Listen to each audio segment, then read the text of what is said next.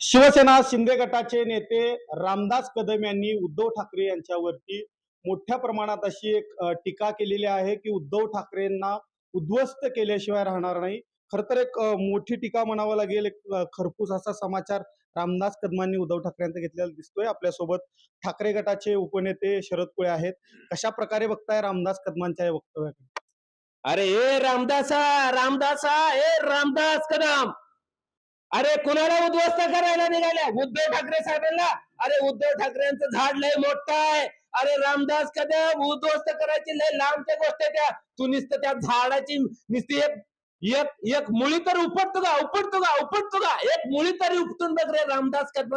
शिवसेनेचे उद्धव बाळासाहेब ठाकरे साहेबांचं झाड लय मजबूत आहे.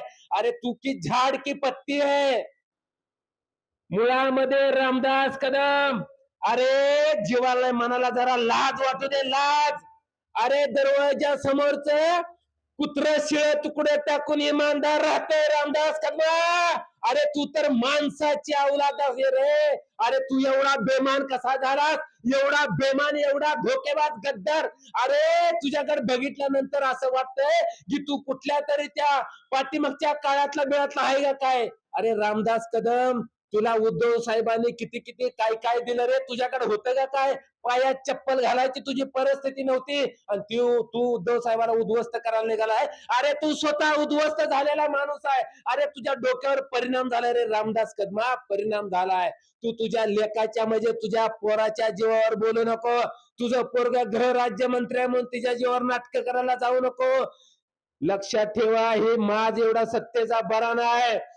तुमची मस्ती हीच शिवसैनिक मस्ती उतरवल्याशिवाय राहणार नाही, ही माझा शब्द आहे. लक्षात ठेवा, एक ना एक दिवस ह्यात रामदास कदमाची मस्ती उतरवणार. दुसरीकडे आपण बघितलं गेलं तर हेच रामदास कदम जे आहेत ते उद्धव ठाकरेंसाठी रडताना दिसतात आणि आता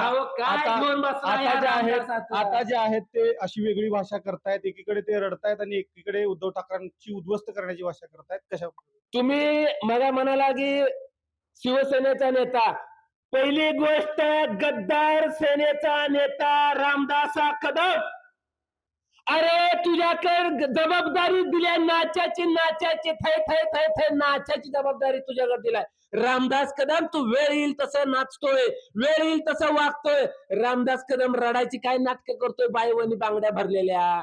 रामदास कदम, अरे मर्दासारखं जरा बोलत जा ना. मर्दावनी काय बोलतो रे? तुझ्या तोंडणी शब्द शोभत नाही. ती मर्दाच्या तोंडणी शब्द रामदास कदम म्हणजे तमाशातला नाचा आहे, नाचा नाचा नाचा. दुसरीकडे आपण बघितलं गेलं तर कोकणामध्ये मोठ्या प्रमाणात शिवसेना होती. त्यात आता शिंदे गटामध्ये जे आहेत ते शिवसेनेचे, ठाकरे गटाचे अनेक नेते जे आहेत ते पक्षप्रवेश करताना दिसत आहेत. कशा प्रकारे बघताय कोकणामधील शिवसेना संपते, ठाकरे गटाच्या मुळामध्ये नेता शिवसेनेचा कडवट नेता जसाच्या तसा जाग्यावर आहे. जी कोणी गेली असतले ती 2 नंबर वाले असतले, भ्रष्टाचारवाले असतले, गद्दार असतले. आणि शिंदे गटानं या आणि भाजपनं मंत्रिमंडळाचा, कायद्याचा, पदाचा गैरवापर करून ईडी, सीबीआयच्या माध्यमातून, पोलीस यंत्रणेच्या माध्यमातून त्यांच्यावर भीती घालण्याचं काम केलंय, दबाव आणण्याचं काम केलंय, त्यांना छळण्याचं काम केलंय. म्हणून त्यांनी प्रवेश केलाय. मनापासून या शिंदे गटाबरोबर, भाजप बरोबर कोणी देखील नाही. नक्कीच आपण बघितलं गेलं तर रामदास कदम यांनी केलेल्या टीकेला उपनेते शरद कोळी यांनी जे आहे ते मोठ्या प्रमाणात रामदास कदम यांच्यावरती टीकास्त्र सोडल्याचं चित्र आपल्याला दिसून येतंय. कॅमेरा पर्सन अनिल कांबळेसह अनिकेत गायकवाड, पुढारी न्यूज, सोलापूर.